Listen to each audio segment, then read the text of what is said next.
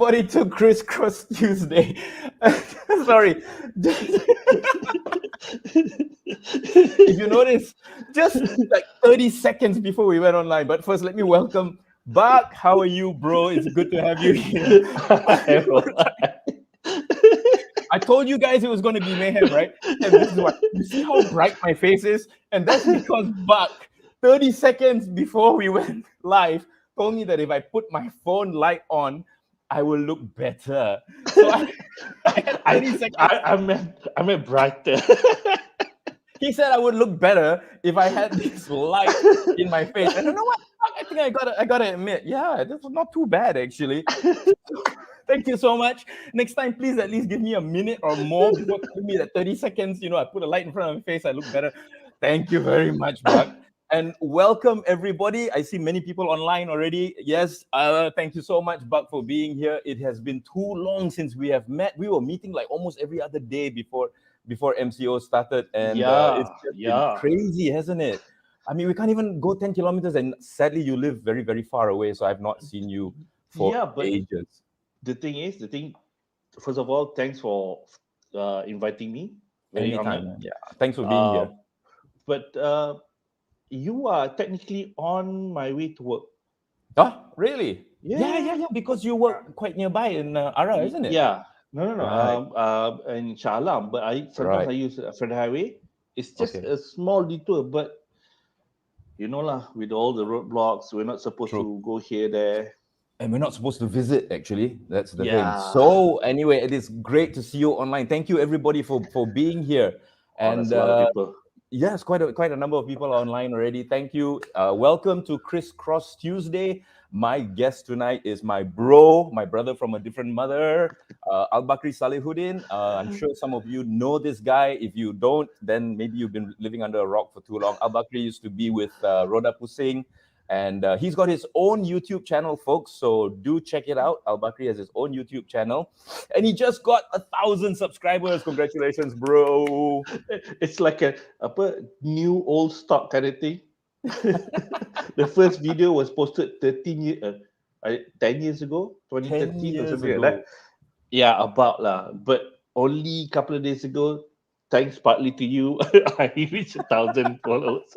It's okay, man. As they say, the first 1,000 is always the hardest. So at least you have a platform, and your videos are actually quite interesting. But let's rewind a bit. I'm not sure if many of you know, but how Buck and I actually met. But Buck and I, if you all remember, used to have New Straits Times used to have a pull-out section every Sunday called Cars, Bikes, and Trucks, CBT for short, not Criminal Breach of Trust. Although there were some issues about that, but we shall not get into that. But yes, we actually worked in CBT, but not at the same time. I joined. You were first, then you left, and I joined, and then I left, and you joined. Yes. So cumulatively, I was there for about 10 years. Whoa. Okay. Yeah. That's a long time. That's a long time. It started in 2001. It's actually I joined NST under their journalism training. So after that, under contract, they threw us around news desk, features desk, and crimes, and see what works. And me being me, I suck at everything. but thanks to my background, which is automotive engineering and maintenance, when they threw me to the motoring desk, I just got stuck there. Nice. They were trying to find the right niche for you, right? Yeah. It was nice for that program to actually let us try whatever was our strength instead of just throwing us and then you work there, you know? Right. True. But not known to many is that you actually have a degree in mechanical engineering, don't you? No, I don't. I studied automotive engineering. Okay. I have all the certs and whatnot, but I didn't take the final exam. But hey, you had a workshop called Rim Runner. I remember this. That's for you a year. Have a workshop. Oh my God, that was a hard trial. That was a hard try. You know, we had the technical stuff is covered, everything is covered, but we didn't factor in the competition. Competition. It was really cutthroat. So that lasted for a short time, sadly. Okay, but at least you did it. You tried. You gave it a shot. Hey, at least you tried. That's it. Then after CBT, you and me were both there, but not at the same time. You joined me at Evo Malaysia magazine for a while, didn't Yes, you? for a Yeah. while. Yeah, but even without Evo, we were going for trips, works True. together, and that's True. how I knew Chris Wee. And he was one of the senior ones in the industry by the time I joined, and he was like a big bro from day one. So as you can see the picture Yep. of me with a yellow bag, that was Lombard Street, San Francisco. That was our biggest trip Yes. overseas. Yes. This was Michelin Challenge Bibendum, right? Yes, At San Francisco, San California. Francisco. And And that, folks, is Lombard Street back there. It's the crookedest street in the world. And if I'm not mistaken, we walked up that street and I passed out at the end, right? dude, you made us walk across San Francisco. I was hoping you wouldn't remember that, but yes, we walked across San Francisco. We went to Pier 39. So yeah, we've had some crazy. Up and downhill and up and downhill again. But you know what? You are one of the best co-drivers for any media drive, and it's so much so that I actually bought shorts to match you. And if we can show that picture, you guys are gonna have a heck of a laugh right now. Or nightmare. Or nightmare. We might be giving you nightmares, but there we go. That was during a Purudua drive, right? Yeah, And yeah, I yeah. bought matching shorts. Well, same design anyway. But yeah, and below that is one of our many rides to Thailand. That's the Yeah, hot yeah. springs in Betong. The best way to have a quick break before we settle in at the hotel. Just Absolutely. soak In in fact, with the hot springs. we had just gotten there, right? And we just threw off our riding gear and just dunked Yeah, our feet into yeah. the hot springs. And Wow. this was the ride that we actually rode from the other side of Thailand. Yes, that's right. And look who's Yes. here. Look who's here. Oh, Okay, so if you guys don't know who this fella is, he is legendary as well. Mr. Sunny Ho here has guided us many times to through Thailand on many different rides. In fact, sadly you were not for this here for that one. In 2009, Sunny and I we actually rode to Chiang Mai and back. So that was one hell of a ride. So welcome, Sunny, and welcome many others. Let me just say welcome to some of my viewers here: Mitesh, Justin, Theban, Ek Chong, all of them are here. So Zainal is Patrick is here. Kane, Anthony, Ken Tan is here. Hello as well. Ken Tan is here. wow. Ken Tan, we were just talking about your chair that Buck is sitting on, which you graciously and kindly gave to him. Gave, not sold, gave. Very nice chair. And I was just asking him whether he's got a spare because I need a good chair. But just now when we were offline and I told you my chair was about to break, I think it's actually broken. I think my chair is actually given way right now. Hello Derek. Hello Aino and Muhammad Kusairi. Hello Chris Wee. Hey, no, wait a minute. That's my comment. Sorry. So yes, this happens, and this is one of the photo you're looking at now. But hi, Bawin, nice to see you here, Bawin. Eugene, Mike Yap, hi guys. So this picture you are seeing here now is our ride to Betong. Not just that, but we used the back road to get to. We went to Danok first, and then we used the back road to get to Betong through Yala, and what people were saying were like very bad Dangerous. territory, dangerous. But Yeah. you bring us through that, man, because it was your idea, and I just tagged along, and I'm so glad I did. Actually, this trip, it happened 2019? Yes. Yeah, thereabouts, quite But some time ago. the actual idea for the ride started 10 years before that. When I met up with Chris in Hat Yai, and we were trying to get back to KL, but somehow while taking the old road, we end up on the other side, which is Betong. But we were running through the Malaysian side. So me being me, I was looking at the map and said, "Hey, actually, there's a road on the other side of the border. Why not we try that?" But talking to people, they said it was dangerous. There's bombs, there's roadblocks, there's rebels. Insurgents. You're gonna get killed by grenades. You're gonna get kidnapped. There were military checkpoints. We were not stopped.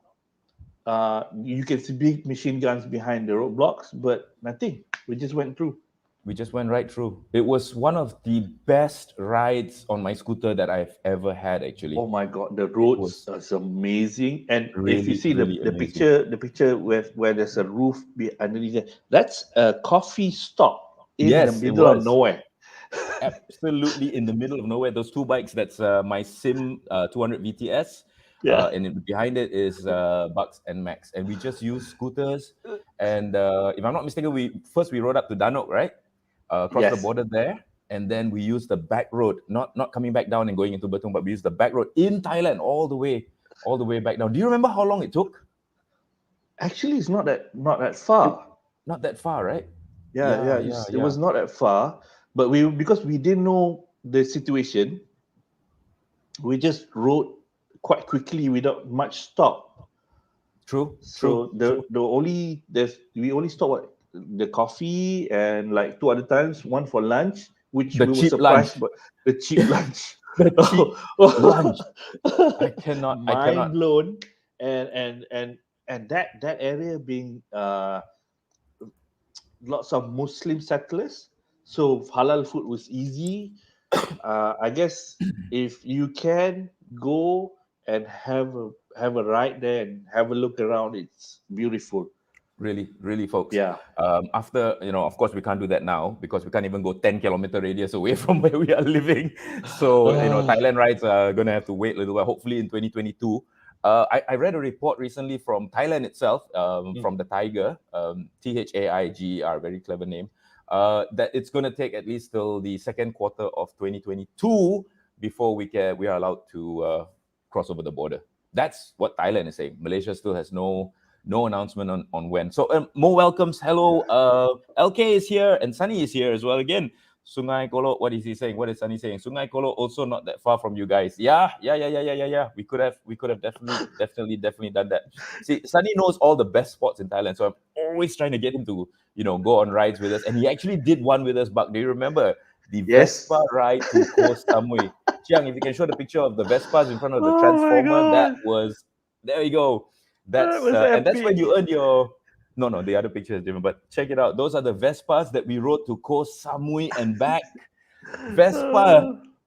top speed 110 kilometers an hour, and that's like really like squeezing the life out of it already. I But remember there was this one part on the highway while I was sitting cross-legged, right, almost cross-legged on the Vespa, I think looking Sunny up, did. and I was checking out birds flying. Say, hey, birds flying. Yeah. But you know what? I think that's one of the best parts about two-wheel touring. And as you know, Buck, I call this scootering, like scooter Yeah. touring.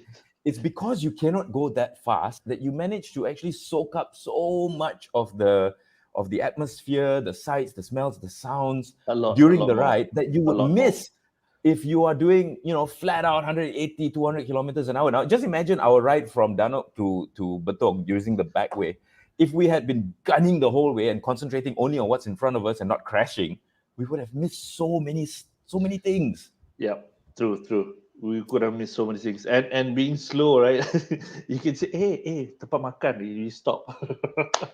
No problem. Anytime. Welcome, Suresh. Hello.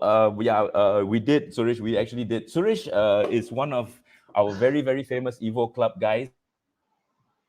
He drove a for Evo Enduro all the way to Phuket and back. And then when we were coming home, he decided, no, not enough. He drove to Chiang Mai. He's legend, absolutely Wow. legend. So for him to say wow to us, that's like terima kasih, And look terima what he kasih. drove. That's the Yes, thing that he drove. yes, that's what he drove all the way for Phuket. For Evo Enduro 2019. Oh, I remember And that then one. tak puas, nak pergi lagi. He went straight up to Chiang Mai, back again, all in a mini moke.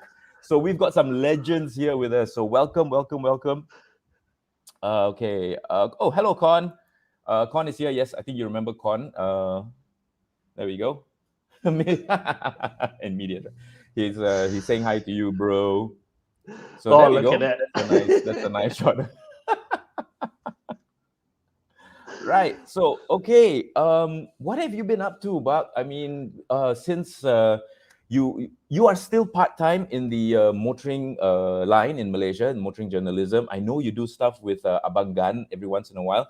Abang Gan, if you're watching, Gan Pandu Laju, everybody knows Abang Gan from Pandu Laju, and you do help him Yeah. out once in a while, right? Once in a while, he called me up and said, "Dude, let's do a video." I said, "Hey, it's always fun. Let's do it." So whenever I'm free and friends call up, like you two in the Yep. background, I help you out. So it's always a fun thing to still keep one foot over the other side, because right now, after I left Roda Pusing, but I went to FSR Technology, which is a company that makes performance ECU for small bikes. Tell us more about that, Uh, bro. so basically, if you tune cars, if you play with cars, you have the engine management unit. So it's the same thing for bikes, but FSR Technology makes Tune Boss. The brand name is Tune Boss. So they specifically do for small bikes, the Yamaha Y15, the Honda Waisuku. RS 150, yeah, the Waisuku. Why? Sorry, yeah. Why do they call it the Waisuku again when I it's don't actually know. 15? 15 Suku is quarter, right? Yes, Yeah, so it should be but 25, but okay. this is 15. I think it's because of time suku kind of thing. Yeah, I 15, think lah. 15. I Yes, think, yes, yeah. yes, yes. I think that's it. I think that's it. I've always wondered, why do they call it the Suku? Why Suku when Suku is 25? Me too. It's like, it's supposed to be 250cc, right? Suku. Yeah, but it's not. Yeah, it's not. What a clever guy this fella is. So No, it wasn't me. I had to ask around, literally, Ah, because I'm in charge of doing the company's social media postings. right. So talking their language is the best way to go into. I'm used to English postings, but that segment, it's mostly Malay. Mm, So I have to adjust a lot of the way I word things, a lot of, and of course you don't want to make mistake with the technical words. So right. googling DBP, using DBP a lot on a lot of translations. Yeah, Right. quite a Okay. headache. So how has it been for you at Tune Boss? What's the latest project you're working on? That's a Oh, big. secret. It's secret, but it's Okay. coming out. It's a big change after Okay. 10 years since the company Nice. was established. A new product is coming out. I'm in the Mm, midst of in the process of coming out with the press release and whatnot. So we'll have an update maybe end of this month if everything goes to schedule. Yeah, there'll be a cool. big. It'll be a big news in the small bike tuning scene. Cool. uh, Zaid is saying it's Suku because it's a quarter of the full 600cc bike. That sounds very convoluted. I think Zaid, I think I'm just gonna take it as what Buck said just now. Suku is like 9 suku. Okay, now it's 9 suku. Okay, it's 915 suku, 9 suku, right? Or is that half? I'm so confused. Suresh got it right. Suresh got it right. Suresh got it right? Okay, here, Yeah. let's see what Suresh is saying. 1 jam ada 60 minit jadi Y15. Yeah, there we go. There we go. That's what you said just now, right? It's 15. So suku. Yeah, so it's 9:15. Well, it was 9:15. So 9 suku. Thank you very much. See, this is why we call him Cikgu Suresh, because he actually is a teacher. And look how well he explained it. This is the best explanation of it that I've ever received. Thank you, Cikgu. Thank you, Cikgu Suresh. Wow. Okay. So okay, guys. All of you who have just tuned in, hello, M Wong and excuse me. If you're wondering why I look so fair today, in case you didn't know just now what happened, I've got my phone light going on because 30 seconds before we went live, Buck says, if you put your phone camera light on, you will actually look better. And so I had 30 seconds or less to actually figure this out. And so now I've got extra external lighting, and I had to go and find my power bank because I was running short on power and stuff like that. So in case you're wondering. Hello, Johan. Hello, Sunny. You're here. Yes, we are 3 Suku. Here we go. Hello, M Wong, and let's see who else is online here. Just want to say hello to everybody. Hi, Bobby. Bobby is here. Hi, Bobby. What's up? Sunny was saying something about the ride to Koh Samui. I think one of the He repeat Superman all the way. Yeah, maximum speed 110 kilometers an hour, 120 if you're going downhill. But I think one of the best things about that ride, apart from you passing out on the boat, on the ferry, and sleeping on the floor, was actually that ferry ride when we actually parked the bike onto the ferry and took the ferry across to Koh Samui. That picture of me holding those two stickers actually was a gift from me to Buck when we did our first final, or sorry, rather when we finally crossed into Thailand. I made those Thai stickers for his bike. But yeah, I think that ferry ride, Buck, going into Koh Samui, that was the second time I went to Koh Samui using the ferry, right? And I speaking always of find Vespa, that, check that out. yeah, it's like you ride there, ride, then you get to the ferry and everything calms down. Yes, because you So can't ride on everything the ferry. relaxes out. Yeah, it's like I'm winding down with the sea breeze and everything. Suddenly, Yep. you'll fall asleep. You'll fall asleep. Absolutely. We got a Yeah. question here, bro, from Eddie. Eddie is asking, what do you guys think about aftermarket modifications on bikes since JPJ crackdown recently? Okay, well, actually, you know what, Buck, you're my guest, so my guests go first. What do you think? What do you think about this? I see. To me, if you modify your bikes or cars, even right, safely and not annoy people, you'll get away with it most of the time. Like my scooter, I'm running a Twin Boss ECU for the engine management. It gives me a bit more power, but I'm not running those loud exhaust kind of thing. So whenever I go through a roadblock, they just look at me and say, "Oh, okay, pass through." Because I'm not running fast, but I just want that a bit of oomph on the machine. And Mm. modification doesn't mean you have to change the exhaust to modify. You can change to better tires, grippier tires, that better brakes. I think the one that gives the problem is the one that annoys people. Number one, and dangerous. Dangerous modifications. Yep. Okay. Yeah, the ones like those couple recently about 2 weeks ago, a rider died because the triple clamp he was using I saw it's that. yeah, Yeah. it was not properly made and it just Mm, broke off mm, while he's riding, died. mm. So things like that will get you into trouble either with the law or as in case with the rider, rest in Mm. peace with the fella. True. But True. Yeah. yeah, True. to My. me Yep. Go ahead. you can modify, but look at the situation and how you use it. Mm, mm. True. To me, I think the thing that irks people the most when it comes to modified bikes, and I guess I'm talking about the smaller capacity underbone kapchai bikes here, is how loud they can be. When as loud as they are, they're not really going that fast, and it's just the noise that annoys everybody Yes. everybody around them. I think that and so far as illegal mods are concerned, I think yeah, that's one of the banes of modifications. I'm all for modifications that actually make the bike Yeah. safer, like you mentioned. Yeah. Better brakes. How can you make something that makes the bike safer illegal? So if they're going to put on better brakes for their bikes, better tires, I'm all for that. But to just modify a bike for the sake of sound when you're not really even moving anywhere. In fact, you're Yeah. possibly going So slower because of no back pressure and just noise. What's the point? it's all good if you're going for track days. Right, but not on public roads because it's Ah, crazy. It's absolutely crazy. and Oh, Suresh has got a very nice. Sorry, Buck, you were saying? and the fact that a lot of them actually ride through residential areas with those exhausts. I Yes. oh, There are families in those homes with maybe babies and kids trying to go to sleep, and you're waking them up. So I think that punishment about holding the rider's head near his own exhaust and revving the shit out of it, I think that's a great punishment.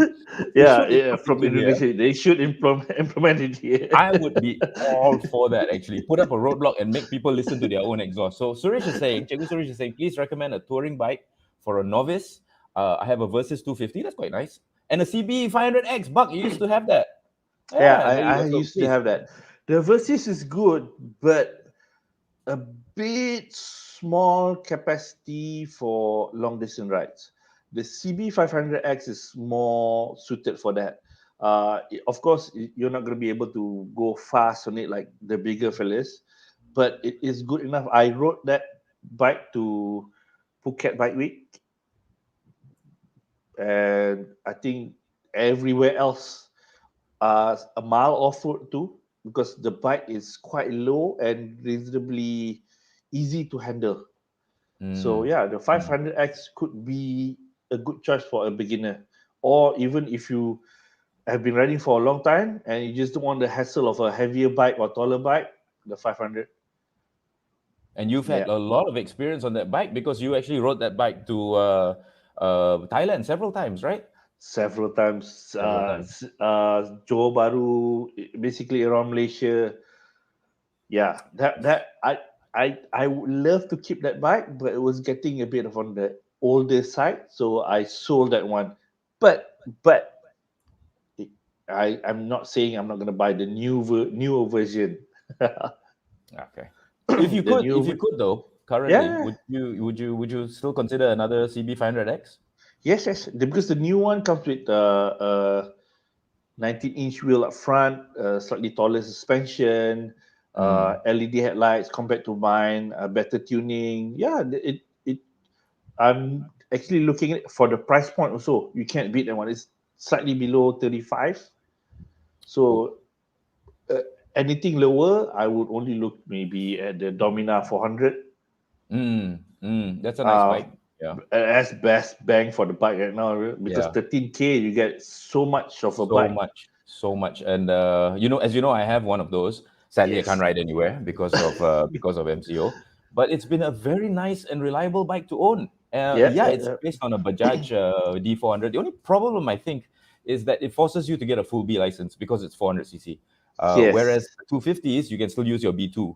You can still use your Mm. B2 license. And then again, like what you mentioned just now about the when you're touring on big bikes and everything like that, I would still ride slow because you're to me, you're missing the essence of touring if you're just hell bent on going as fast as possible or faster than the next True, guy. true. It's you would rather speed, which is what you going against to what you're looking for. True, If you want to true. get there fast, I'll just fly, take a flight, right? But you want to experience the road, you want to experience the smell, the sights. So take it easy. Mm. So Hmm. Johan is asking a BMW S1000RR or a Ducati Panigale V4, asking for a friend. They always ask for friend one. Every time asking for friend one. Which would you choose? Okay, first of all, I physically cannot fit on these bikes because but both, if you discounting speed, it's about the same still lah. It both are super fast bikes, which if you Yep. are a track enthusiast, you go to the track a lot, both will be superb. Mm. I It's wouldn't I just wouldn't want to tour on any of these. yeah, I it's think just a matter of whether you like the V4 or the inline 4 sound. So it's up to true, you. true. Yeah. Very, So very there's true, very some true. people they like that slightly offbeat V4. It's a very different thumpy kind of sound. I Yeah. saw something from Eugene here just now, which I'm curious as well. My answer to this: why is the Shoei J Force 2 worth 47,000 ringgits?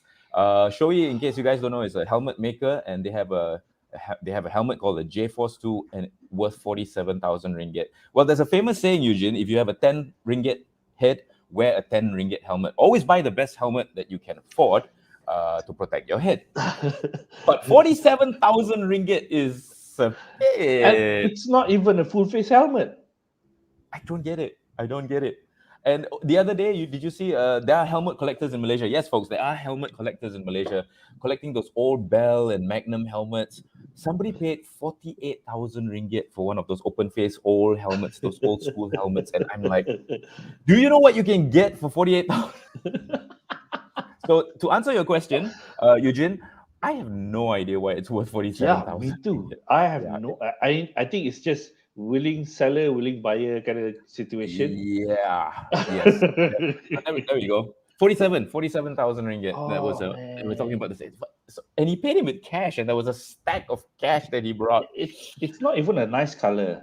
I know, man. It's I don't get it. I'm sorry. I mean, let's move along. Let's move along. Oh, folks, it's been 30 minutes. Let's take a very quick break, and we'll come back very, very soon. In the meantime, please stay tuned. Tell your friends about this show. We are gonna be back in just a little while. Hang in there. Grab a drink.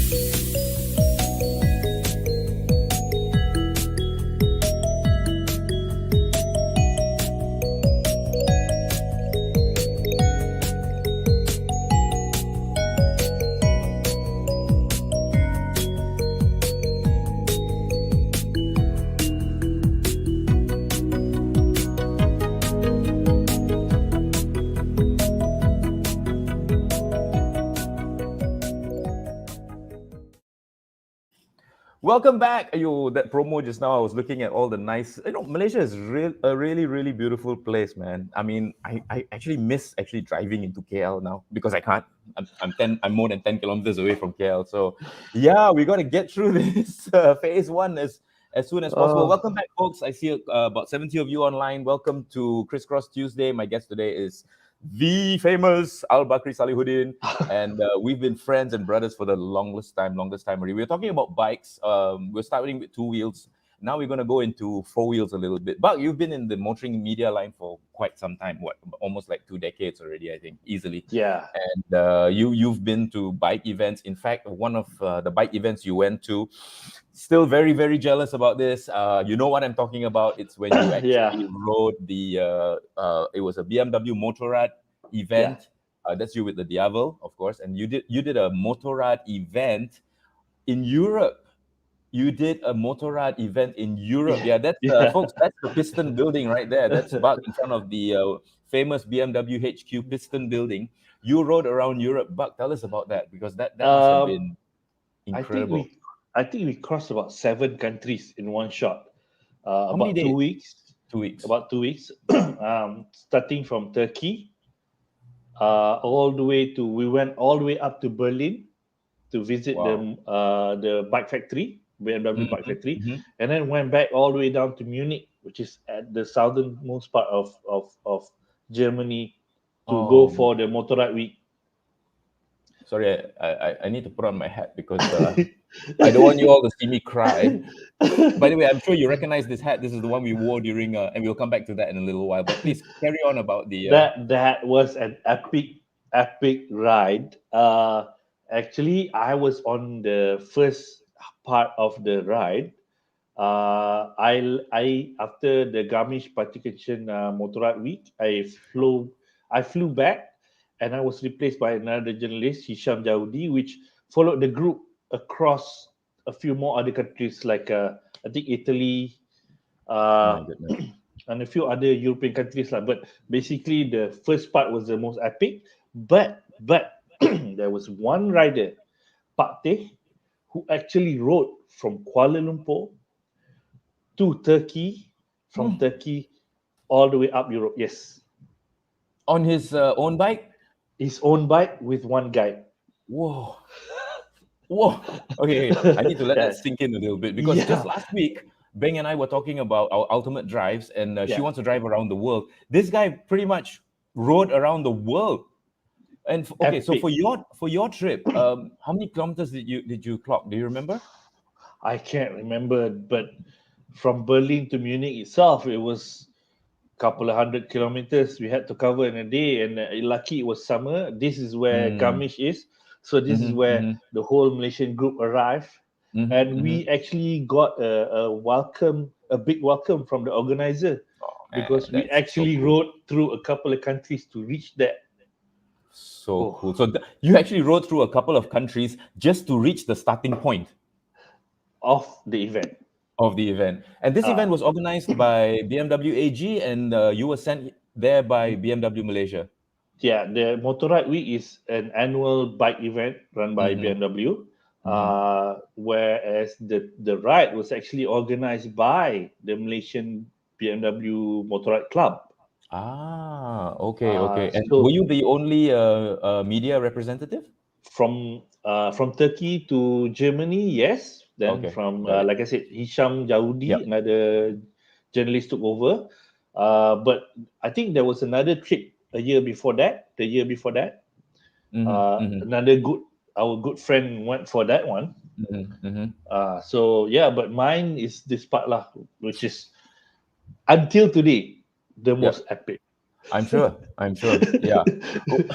I can't even think of a ride that I could do to actually top that. So, you and I, we need to come up with another ride to actually top our Danuk to Betong. That's right. And our Koh Samui. That's right. This ride, what happened was everybody was basically riding by themselves. Oh, okay. So we were giving GPS locations. Right. Okay, good. Good. We'll see you later on there.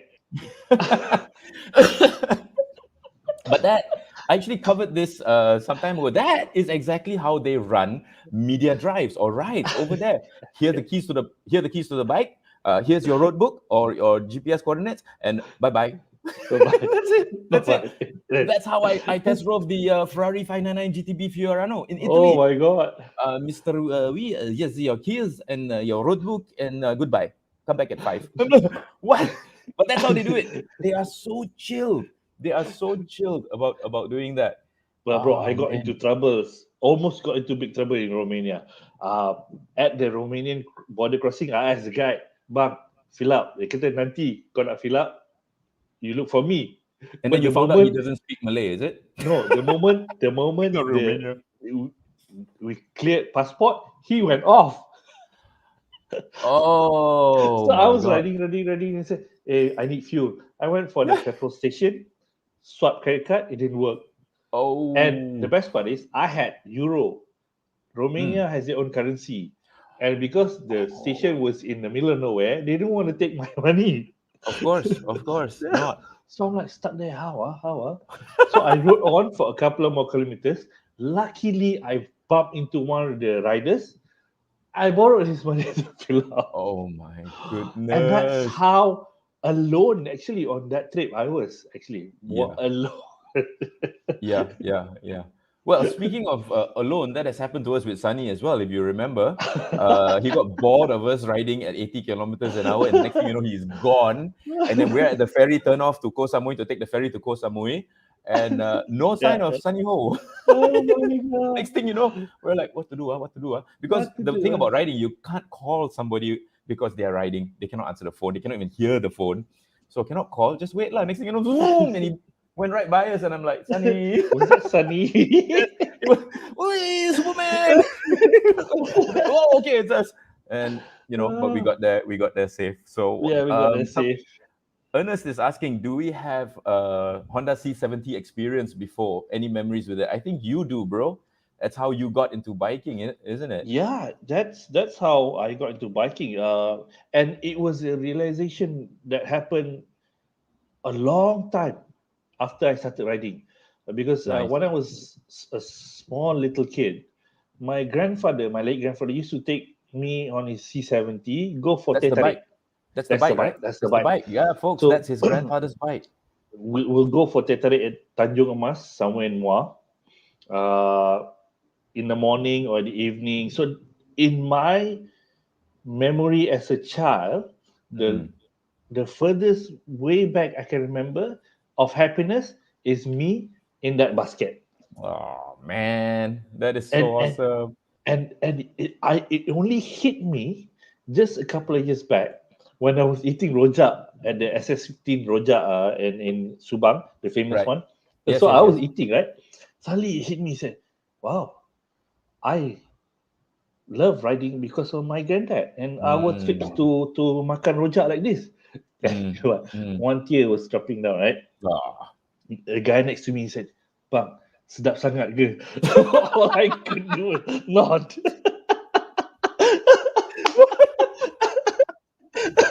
Sedap sangat sampai you menangis. I gotta go and try this rojak, bro. Wow, that was the best. That was the best advertisement for that. You'll never forget that rojak. Oh, that's the best rojak ever, man. S15 Subang rojak. Yeah, yeah, absolutely. Jeremy was also saying Honda EX5. So yes, yes, yes.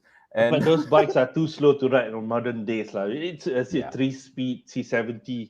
yeah, it's Uh, just to Taman lah. I think in the Taman. yeah, Although Taman. our friend Sunny has a plan, and I'm surprised he didn't comment, or maybe he has. He wants to actually tour Thailand on a. There we go. He's sure enough. Sure enough. So Sunny, Vespa we've done already. So next thing is the C70. Buck, are you game? It's on, bro. It's on.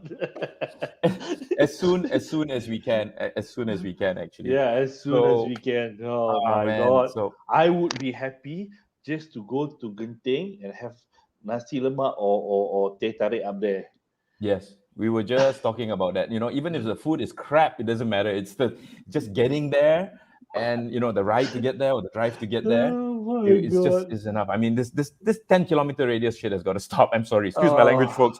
And thank you so much. More than 70 of you are online. Thank you for joining us. I'm here tonight with Buck Saleh, my brother from a different mother, and he is graciously decided to come on, and we're talking about two wheels, and we're also going to talk a little bit about four wheels. Buck, you've been in the industry for so long already.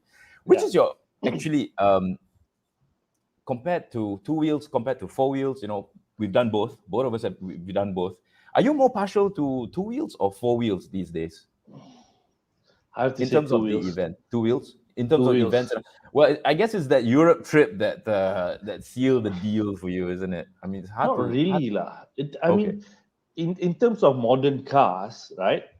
Uh most of the Oh, that's a modern horrible cars, picture of me. Sorry. yeah, feels the same. You can Right. drive one modern car and then another one. It feels the same. But bikes, you can still feel those romanticism. I mean, different bikes have different types of power, and Mm-hmm, everything mm-hmm. is still in reach as to compared to cars. Unless you Right. go for supercars or sports cars, Right. you, I mean, the daily cars are True. daily cars lah.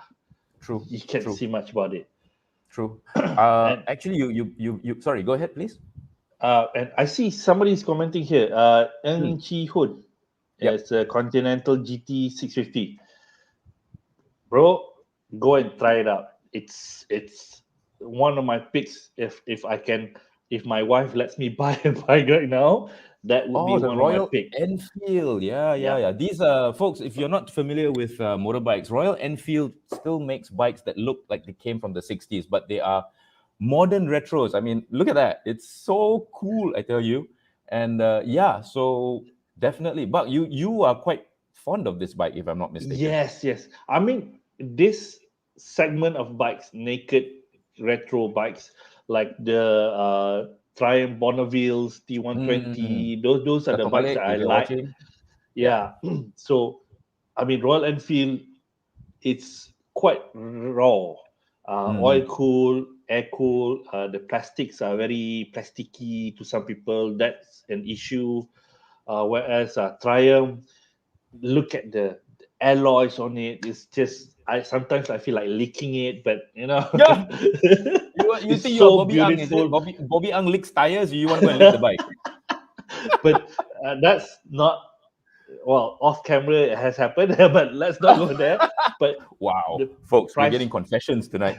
the price point, you look at the price point, the Triumph is a lot more premium. Of course, you got Mm, all the stuff, whereas Royal Enfield is a bit more affordable, lower mm, end. But mm. in terms of riding experience, they'll give about the same lah. If you love riding, not speed, just purely riding, going somewhere, having fun with your friends, these are the bikes that I would pick right now. Right, cool. Of course, the DFL. On the total opposite spectrum, yes, the Diavel, the I devil. swear that bike is the only bike that makes me feel sexy. It's like every time I get off that bike, I imagine in my head, it's like, I'm Judge Dredd. I am the law. There's so much power on that bike. Oh my Did, god. did you just say ayam telur on my channel? Ayam telur! Ayam telur dua! Oh my god. Oh, you're killing me, man. Okay, so anyway, we've got another one here which I saw earlier. Hang on a second. Okay. No, I've lost it and I can't even remember. You completely made me lose my train of thought. Okay, actually, no, we'll go back to what you said just now. I wanted to actually expand on what you said about buying let's say an S2000RR. Sorry, S1000RR. See, S2000 because Chan Yujin is here. I'm talking about the BMW S1000RR. You can buy that, and to get the same amount of adrenaline rush, the same amount of I don't know, speed and power, you need a supercar. Whereas the S1000RR is a little bit more affordable for people who need that speed.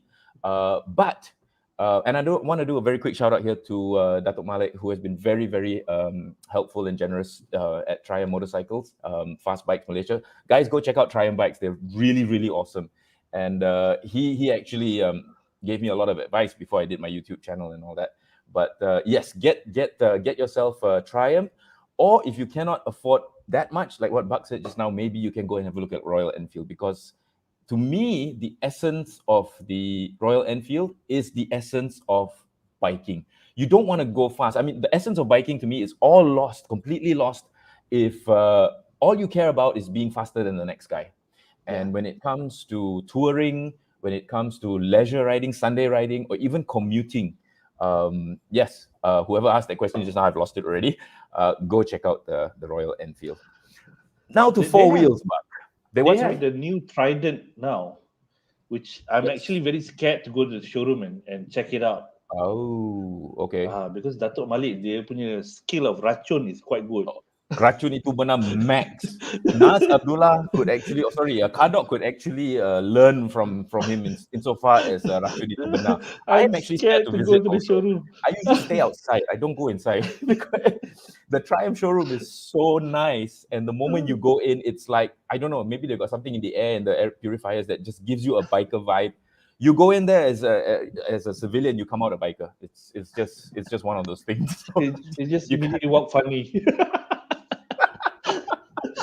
Yeah, you walk in straight, you come out bow-legged because you already sat on the bike.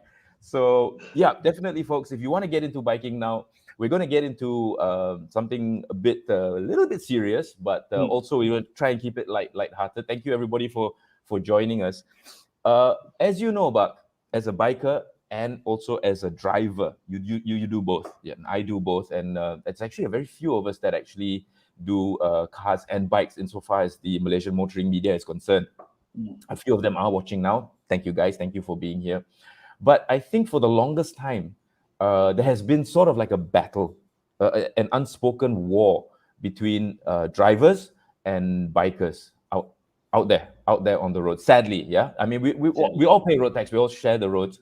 In the words of Rodney King, can't we all just get along? But apparently, we can't, because there are some people out there who are steadfast, die-hard haters of bikers, and vice versa. And now we both have seen from a perspective of a driver and also a perspective of a biker.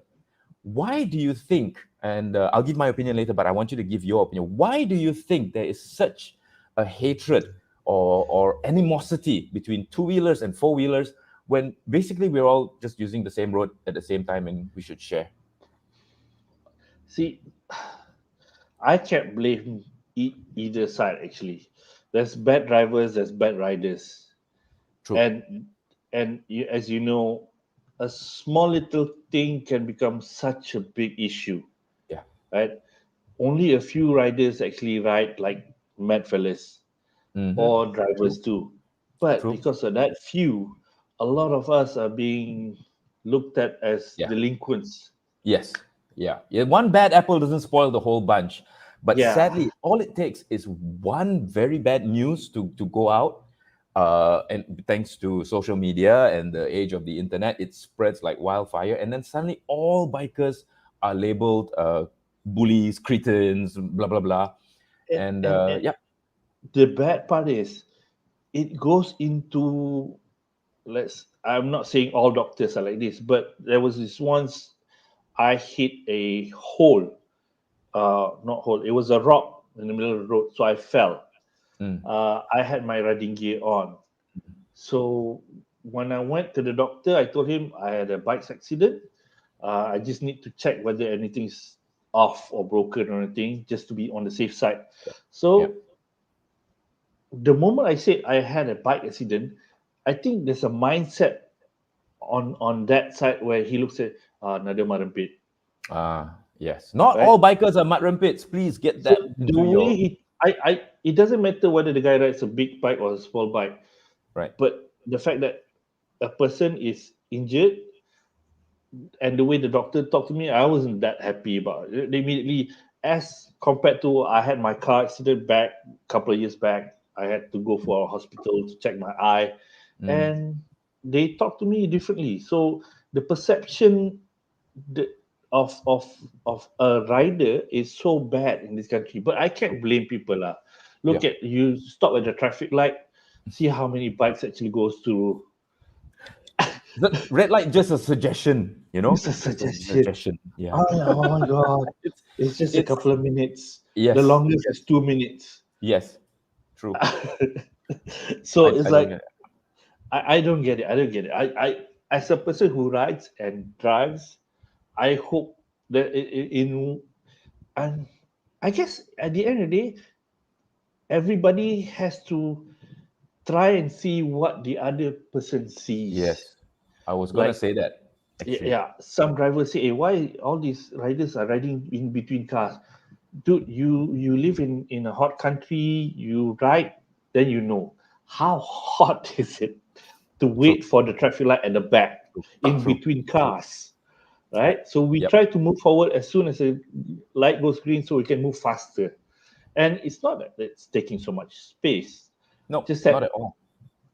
some riders do ride in between cars a bit too fast. Again, there's two sides of the whole thing.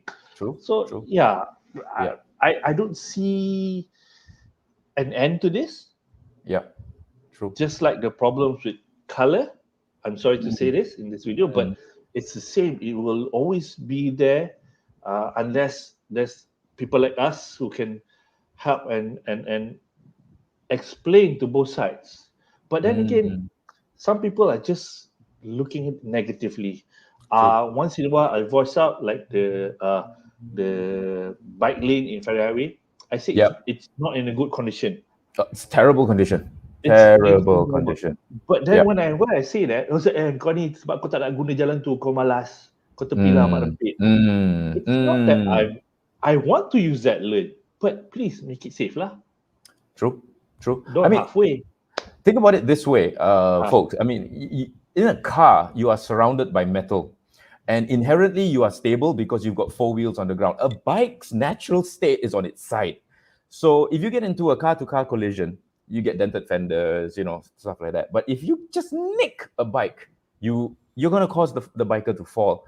And that part that you just mentioned just now about filtering, it's called filtering, cutting in between cars. It's not illegal. It can be done. But just imagine if they made it illegal to filter, how much bigger or longer our traffic jams would be if bikes had to stay in line with cars. So you got cars, then bikes, car, bike. So now the bikers are thinking of it this way. The bikers are actually getting out of your way so that you can actually proceed faster. And of course, bikers being bikers, the smaller bikes, they always go off before the light can turn green anyway. So the moment the light turns green, there's nobody in front of you, you can go. Don't forget, the moment they make bikes sit in between cars, right? Line up with cars, you also have to give the proper gap space in between the bike and the car. So you're not going to have a one bike length in between cars. It's the bike and the gaps. Absolutely. So just imagine how bad the traffic jams would be if we all had to stay in line. And it's damn hot out there, okay? So, Bang is here. Hello, Bang. And her dream bike is a Ducati Scrambler. That's actually a good bike for her, wouldn't it Wow. be? Yeah, it would. It would. It's a bit. But here's the thing. My experience in how many years of riding Yeah. and having so many friends riding, my suggestion to people who wants to start riding, slowly take your time, choose what you want, because Mm, what you want from riding might be different from what your friend is doing. And don't follow true. what your friend says, oh, buy Absolutely. this bike because it's good. No, Yeah. you No. try that bike out and then decide. For yourself. Yeah. Yeah, That's for that's yourself. very, very, very pertinent and very good advice. It's the same kind of advice I give everybody on drives. Don't try and keep up. There are people out there who will have better driving experience than you. It's not an ego thing. Leave your ego at home and you go for a drive. It's the same with bikes. Ride at your own pace. Buy a bike that you feel comfortable with, not what somebody Yes. else is telling you about. Bang, Yeah. if you're listening. So And like Ken is me, actually saying it's a damn like good bike. Yeah, me, go ahead, the bro. CB, it'll be nice for me, but some people will find it a little bit underpowered. So True. the Versys 650 would be more suitable. But I think The Cikgu wants to get the 250 because then he doesn't have to change to his from his B2 to his B full. That yeah, is but surprisingly a big obstacle for many people, to go yeah, from B2 to B full. And I was like, and I had a B2 when I started, so did you, I'm sure. yeah, And then it was not a big deal for me to go and just go get my B full when I was allowed to. But it's a huge stumbling block for some people for some reason. yeah. And I wanted to, but if you can afford it, some I know some driving schools allow you to pay as you go. Take Mhm. that, take that, Oh, it's do that. expensive, is it, to get your B full? Maybe that's why. It's 800 ringgit or something like that, Right. if Uh, I'm not mistaken, lah. that's a lot. That's actually a lot because you just imagine another, if you already bought, you want to buy a big bike, then you got to fork out another 800 ringgit. So maybe they should put it into the high purchase scheme, getting a B Yeah, full yeah. license. I think there was somebody was doing that. I forgot which Ah, brand. that would be Uh, good. That would be good. yeah. Yep, yep, yep. That would be really good. Okay, we're going on to an hour already, folks. We're going to take a very quick break. Please do not go anywhere. Lots more to come with Albakry Salehuddin here, my bro. And we've got many people online. We'll be right back. Don't go anywhere.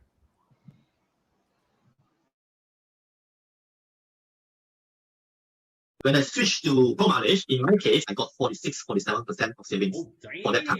Pro Mileage was the only one that gave me 5,000 extra value to cover, yet still cheaper, a lot less. A lot Turn less. up!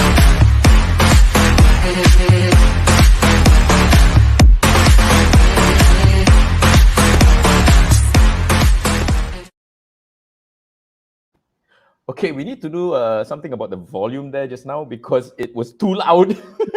Suddenly, and I got a shock. So welcome back, folks, to Crisscross Tuesday. My guest tonight is Albakry Salehuddin, better known as Buck.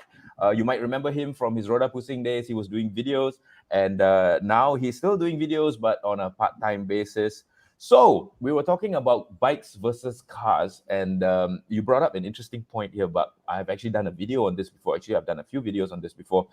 The bike lane on the federal highway. Bikers, non-bikers, those who have never ridden a bike, or rather ridden a bike and then never ridden on the bike lane, will not know just how dangerous it is because those bike lanes were built when maybe it was just kapchais out there. But now we've got huge super sport touring bikes, whatever, huge bikes.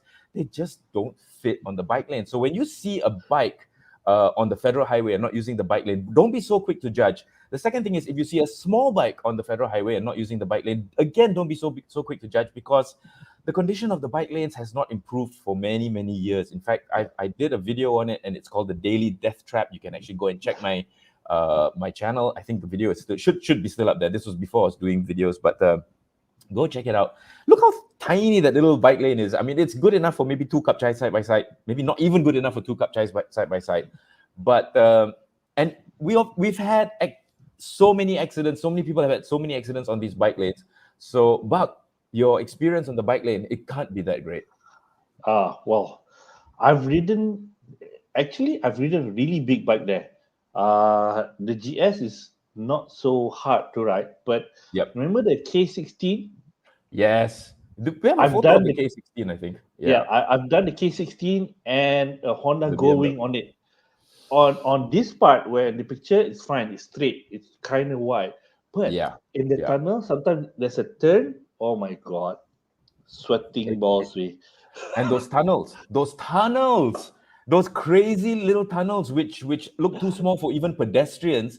They Oh. expect these huge bikes to go through, and they usually get flooded. Like Johan just mentioned here, it actually gets Yeah. flooded. Yes. It gets flooded, and there was this one time at night I was riding the one near the Mercedes showroom.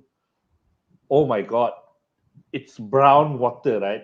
And it looks like tarmac to me at night. Yep. So I just Yep. rode through. The water was up to my knee. Lucky I was riding the bike and it didn't stall in the middle of the tunnel. Yep. I'll tell you guys. I'll tell you a funny story. But I think you might have heard the story before. But I was actually riding on the bike lane. Ah. It was dusk. I hate riding during dusk because my eyes sometimes have trouble adjusting between when it's not too bright and it's not too dark yet. So that in between there, Maghrib time, I don't usually ride or drive. But anyway, I'm riding on the bike lane and I'm approaching a tunnel. And you know, perspective, right? Like even you see this picture here, it always converges and gets smaller. But as I'm heading for this tunnel, I'm noticing the entrance and I'm thinking it's going to get bigger and bigger and bigger and bigger as I get closer.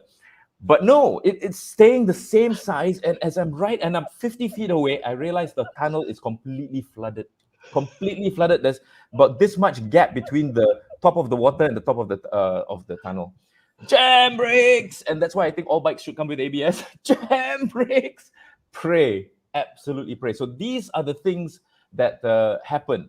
And yeah, Con has already said, I'm also wondering how all these big super bikes can actually use the bike lane because it's tiny. It's absolutely tiny. And this is actually a good stretch that's nicely paved. It's got a divider line. It's got barrier lines. You should see some of the others that are just death traps, just waiting to happen. Even Johan has said that I cycle on the bike lane sometimes. God has almost died a few times. Yeah. So Johan is a cyclist. And he's used the bike lane. And I've told Johan before, stay off the bloody highways. It's too damn dangerous. Our brother Sunny said, I rode the K1600 GT on Federal Highway bike lane. Cruising casually at 60. There were a bunch of Kamchais on their angry face behind me because they can't pass. Cannot pass. They cannot pass. So unless you ride on the grass. That's another thing. You can actually cause a jam on the freaking bike lane because they cannot pass. Buck, you remember my Voyager? I rode my freaking Kawasaki Voyager. I tried to on the bike lane. It's like trying to ride a house on the bike lane. It is crazy. So yeah, please, if anybody who can do something about this to improve the bike lanes. But you know what? I've been crying out for this for the longest time, and it just has not happened. It's just not happened because. Yeah, go ahead. To be fair, I know the government is doing something.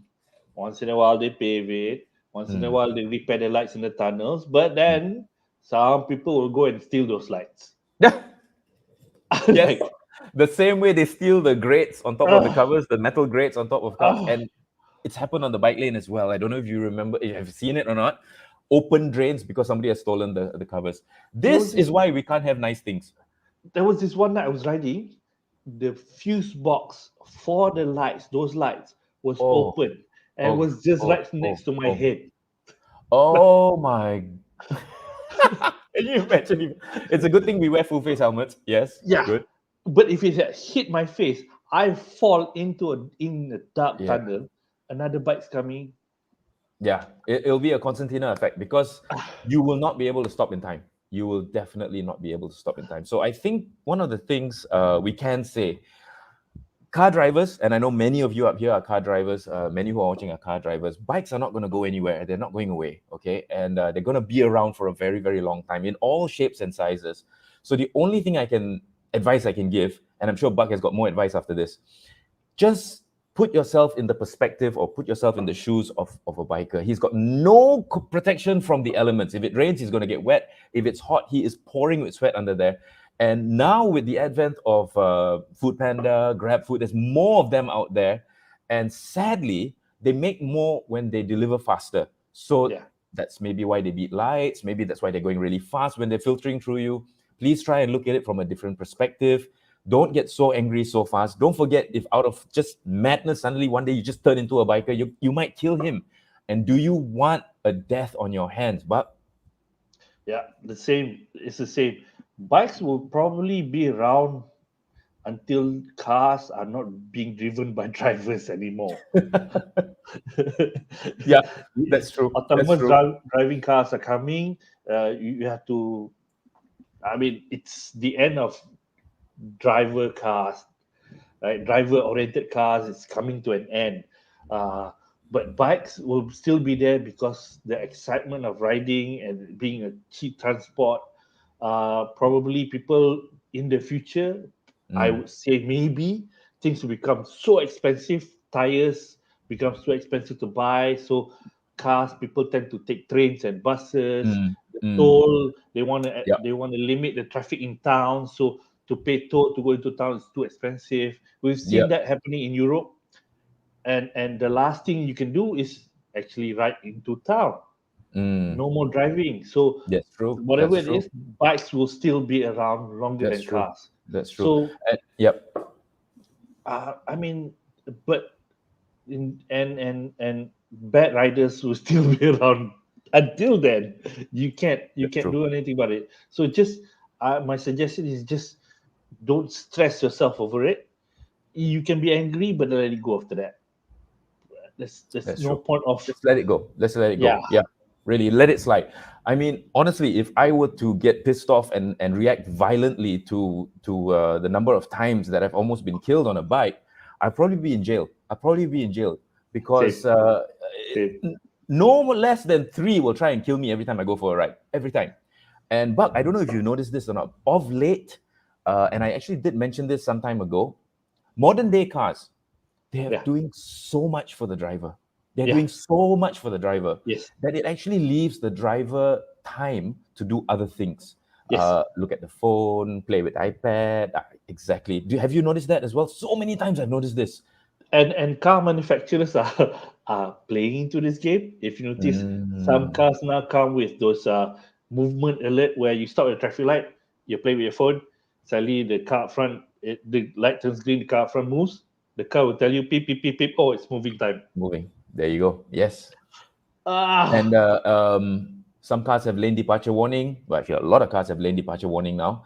blind It does spot. not, yeah, blind spot, mitigate, bliss. It does not actually take away the task of driving. You know that's Yes. still that's it.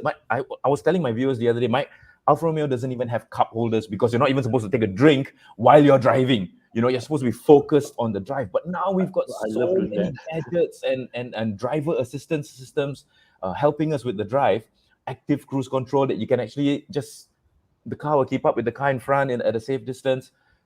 So many drivers are getting so distracted. I find a lot of drivers these days, they're not paying attention on the road and they're starting to swerve into your lane. Yeah. Have you been experiencing that as well? Yeah, they're not paying enough attention to the car. They're letting a lot of the technologies take over. So There you go. when I'm driving with a car with a bliss, right, I Mm. still turn my head, Yeah. Yes. but it's not a skill anymore for newer drivers. I noticed Exactly. that they want to turn Exactly. right, they look signal or they don't even signal because whenever I ride, I have this habit of looking at people's head Yeah. through the side mirror, so I know Yes. where they're looking. Yes. Can they see me or not? Right, that's the Yep. trick that I do while riding, and I Mm. notice people are getting less and less habitual about turning their heads before No. turning. True. And less attentive when they're Oh driving my because god, a the amount lot. of people playing with phones. Yes. Oh, Yeah, I mentioned this the other day. I actually saw some genius, and I know you like to use that word, but a genius had actually stuck his iPad on his steering wheel so that he could play with it without holding it. He could play with it without holding it while driving. An airbag equipped steering wheel, but imagine if okay, he hit something. okay. Two things I've seen in my life that I went, my jaw just dropped. I had to stop at the roadside. One was this uncle driving while reading a newspaper. Oh my That was on Fender Highway. I was on my bike, right? I'm looking. Is that uncle reading newspaper? Yeah. that uncle is reading a newspaper.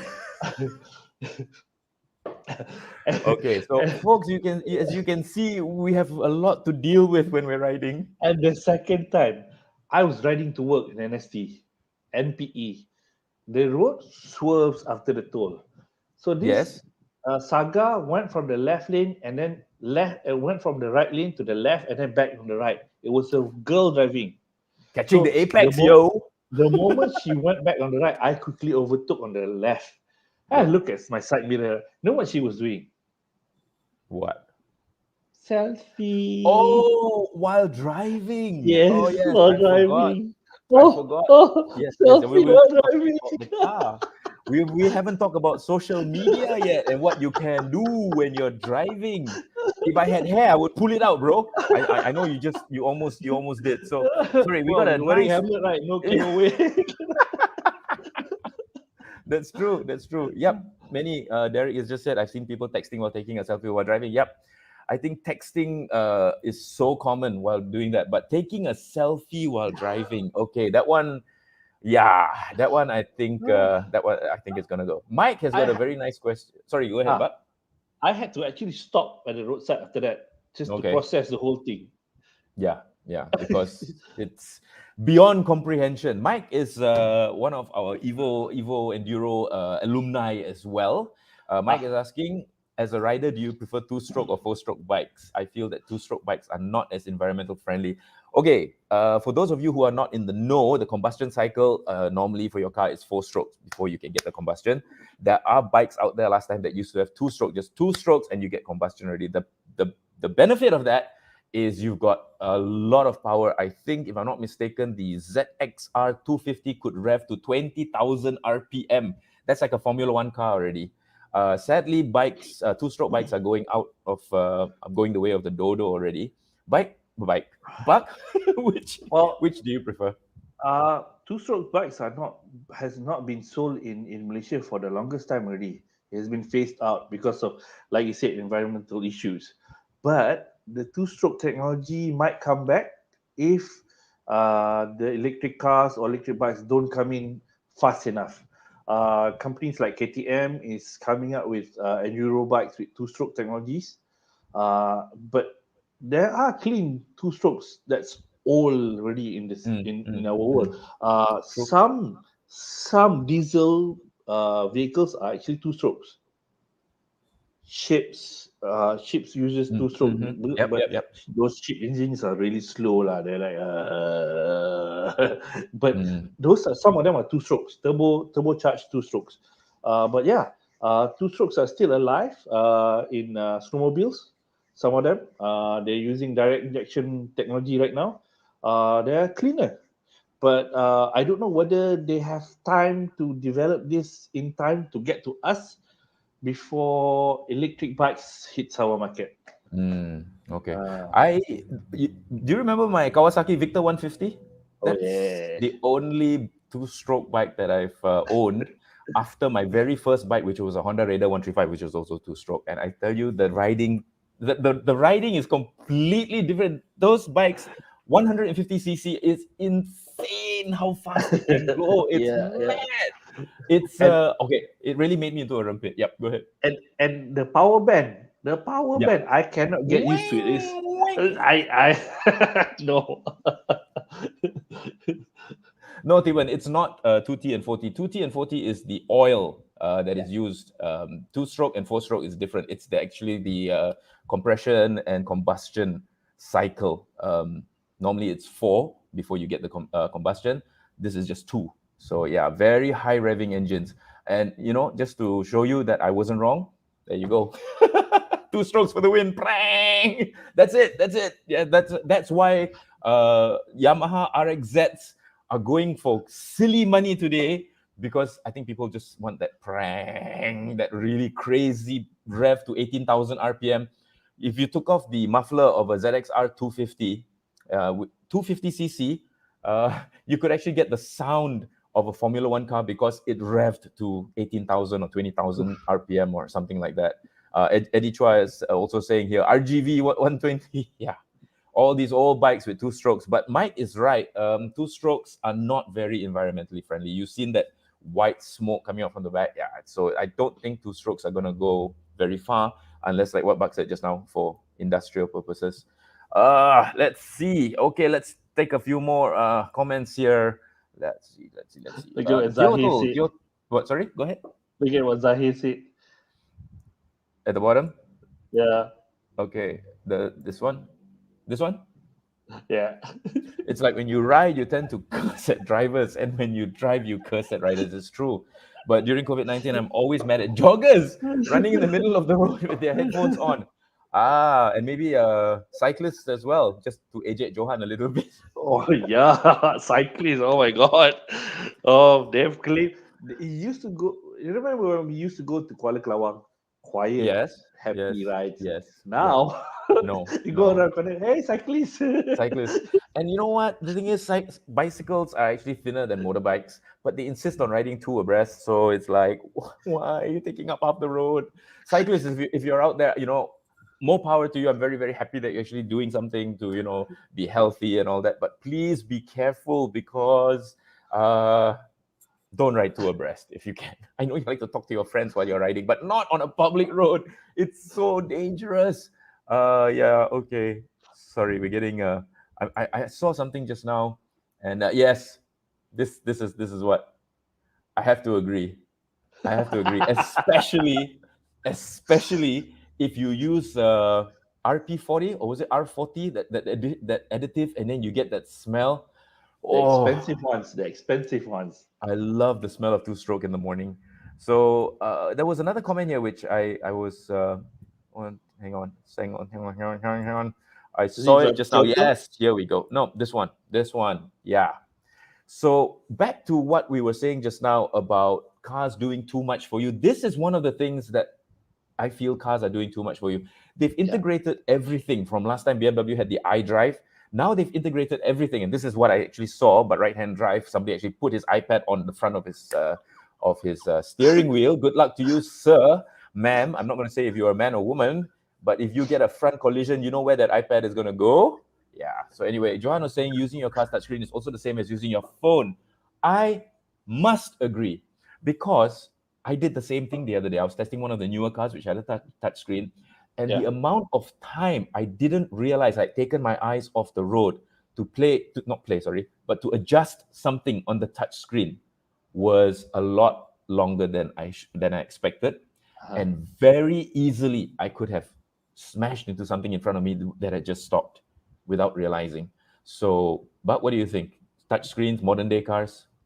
It's true. It's true. That this is also the reason why bikes, we have not got into that yet. Now we have screens Sunny instead just of said that. dials. Sunny just said that. Yep. But for the longest time right now, some companies have been trying to put head-up displays on helmets, but it's still not being picked up because there will be too much things happening for a rider to compensate. But drivers, because they don't need to balance their cars, True.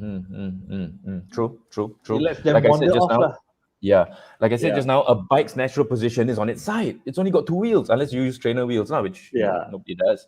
But a bike's natural state is on its side. So the more distractions you have on a bike, it's, I think, 10 times worse than having the distractions that you have in a car. So yes, some modern bikes, too much riding aids, making riders ride beyond their actual capacity. That's another thing. There are bikes out there that actually make you want to go fast because they actually don't feel very good when you go slow.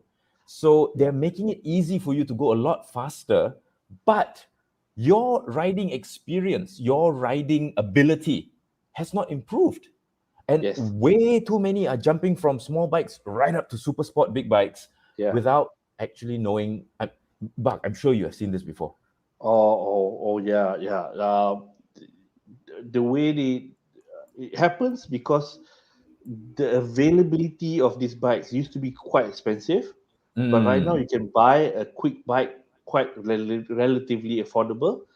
So a lot of people just jump and straight away buy a bigger bike, like the Z800 last time when it came out. Yes, I was thinking about the Z800 actually. The fact that the Z800 has this odd riding way of you have to actually manhandle the bikes. So as being a newbie on such a big and brute bike, you're gonna get into trouble. And I've seen one guy on the NPE after the toll. It goes, I think the road goes like that, right? NPE, yes. Instead of leaning into the corner, he was turning the handlebar. he ended up scraping a bit of the outside wall. Oh my god! So And you see, he's here, got here I'm riding my FZ 150, right? I'm Right. leaning in and say, what Yeah. is he doing? Wait. He's leaning the wrong Okay, way. he's going to eat into the wall. Oh my god! He got counter steering the wrong way. So, but there's a lot of places right now which helps riders develop their skill. Our good friend Okabeng opened up a off-road riding school. Yes, Most Fun Gym. Check it Yes. out, folks, online if you can. If you're interested in a little bit of off-road riding, our very good friend, an old Sifu in the biking community, has got I would a new suggest place. start there. You fall on Yes. dirt. You fall on dirt. You get dirty, but you don't get hurt. You don't Yeah, get hurt. definitely. He has all the safety gear. You can rent and whatnot. You can start there and slowly build up your skill before you actually jump on the road. And because True. nowadays, as we said, a lot of drivers are not attentive enough while driving. The dangers of riding actually nowadays is even worse as compared 20 years ago. True. Yeah. Absolutely true. So, okay, well, we're closing in on, it's already been almost an hour and a half, bro. Wow.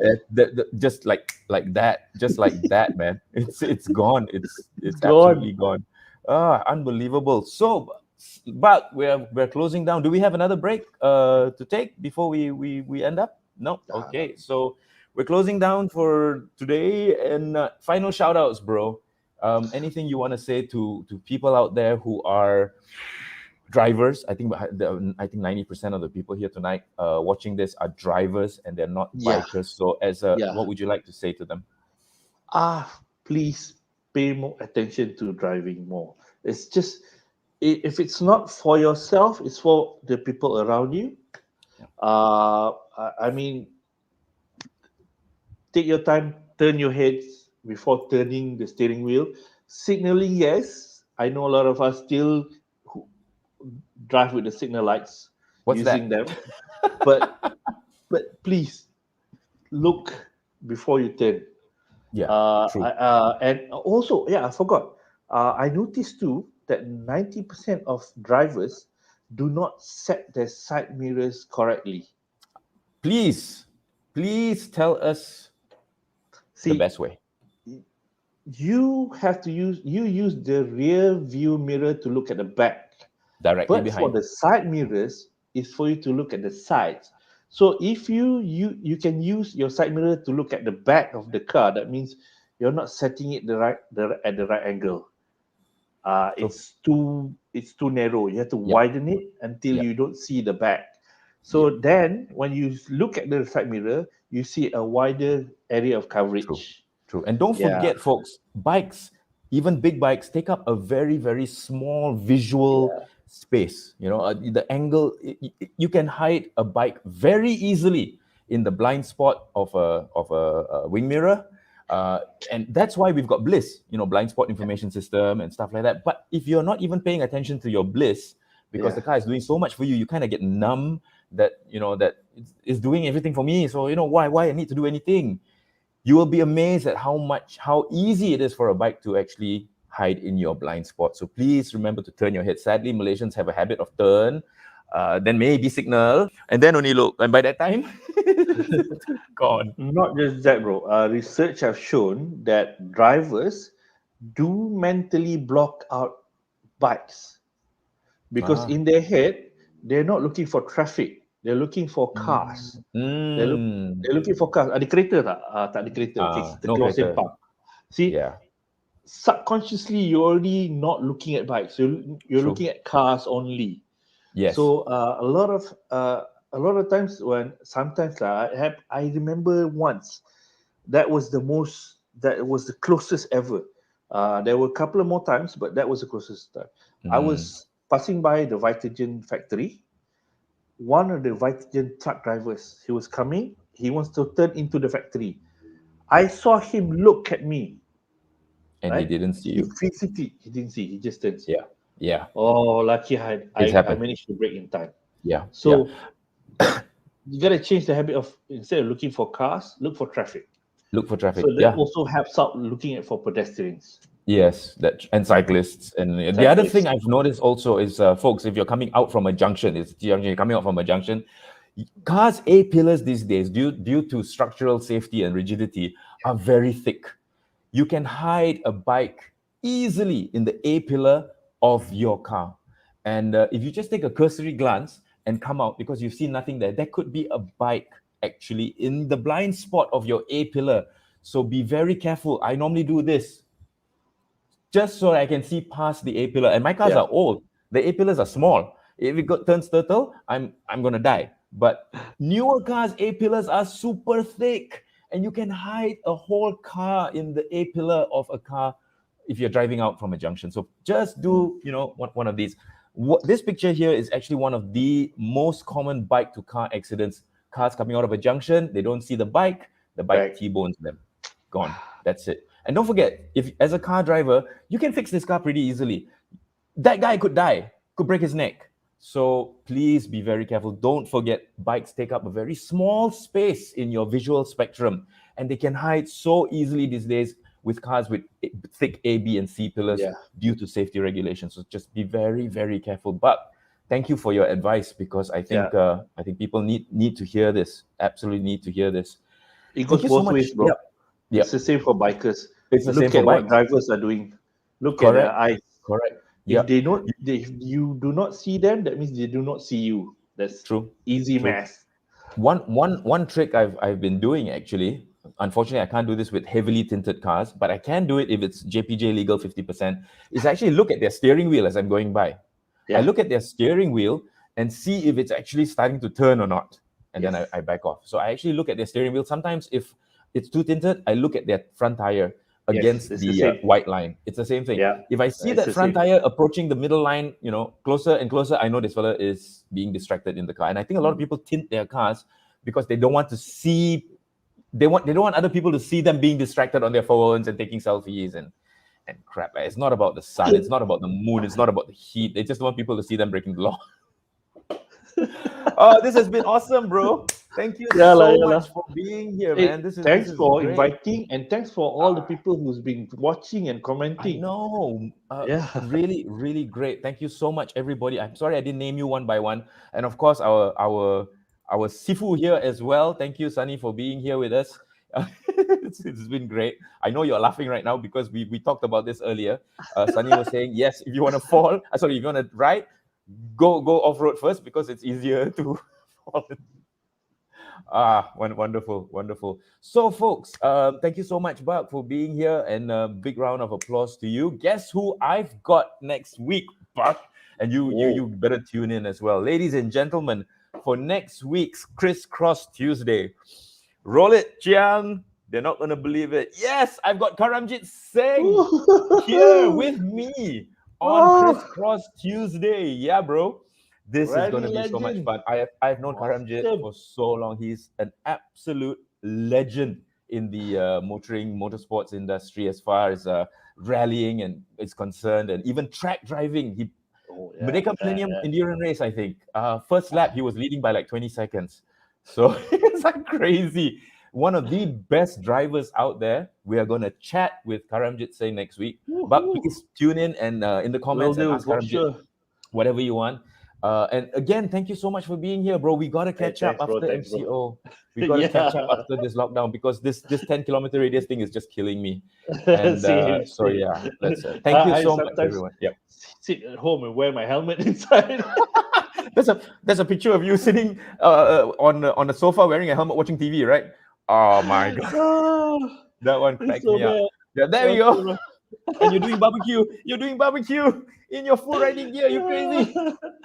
Oh god, he's riding so much. Yeah, same. So once we can, we will. Of course, Sunny is going to be with us. That's without saying. And maybe folks, I'll do a shout out, and we must do a video. I'll do a shout out in my community section. If anybody wants to join us, please do. Remember, it's all about the ride. It's not about who's fastest, who's slowest. If that's important to you, stay home. We don't want you on a ride with us because that's not how we ride. And just remember, if I can let you remember anything from today, not all bikers are rumpits. Okay. Yes, there are rumpits out there. There's no angels, and on either side of the two-wheel and four-wheel argument, there are no angels. but not all bikers are rumpits. So Yeah. please, let's all just get along. Let's try to be safe on the road out there. Take an active lookout for bikes. Like I said, they can hide very easily in your blind spots.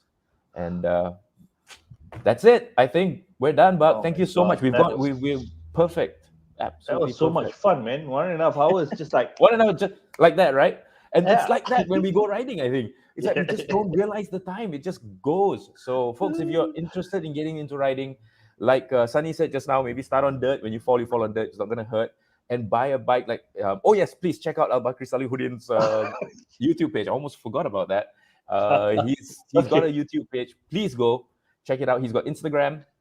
Thanks, Please go bro. check Thanks, him out bro. and support. Yeah. Take care, bro. It's been You a too. pleasure. We catch up soon. Take care, All man. right. Good night, everybody. Good night, It's everybody. been fun. Bye. Bye. You. Oh my God.